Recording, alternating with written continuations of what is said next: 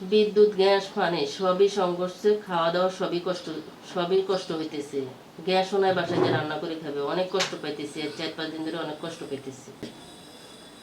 বিসমিল্লাহির রহমানির রহিম। আমার নাম সকিনা বেগম। আমার হাজব্যান্ডের নাম হাজী নুরুল আলম, প্রগতি ট্যানারির মালিক।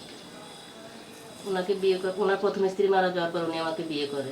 বিয়ের পর আমি ধানমন্দির বাসায় থাকতাম। ওনার 3 ছেলে, প্রথম সংসার 3 ছেলেকে নিয়ে আমি ওই বাসায় ছিলাম। ওনার 20 সালে মারা যাওয়ার পরে ওনারা পারিবারিকভাবে ঘরে হলে বসে আমার তোল্লাবাগের বাসায় পাঠায়।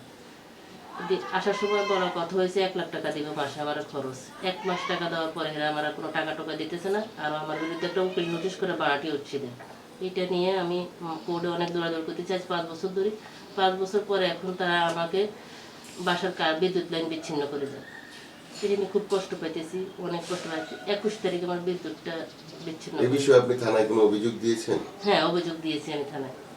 তারা অভিযোগ তারা আসে তদন্ত আসে দেখে গেছে, বলছে এটা কোর্টে চলতেছে। কোর্ট মামলা চলাকালীন তো বিদ্যুৎ বিচ্ছিন্ন করতে পারে না, তারপরে কেন এরা বিদ্যুৎ বিচ্ছিন্ন করলো এটা কোর্টে অভিযোগ করার জন্য। আমি এলাকার গণ্যমান্য সব লোকের কাছে গেছি, সবাই তাদেরকে ফোন দিয়েছে, তারা এটা ব্যবস্থা করে দিতেছে না, দিবে না বলতেছে। এই কারণে আমি সরকারের কাছে এটার বিচার চাই।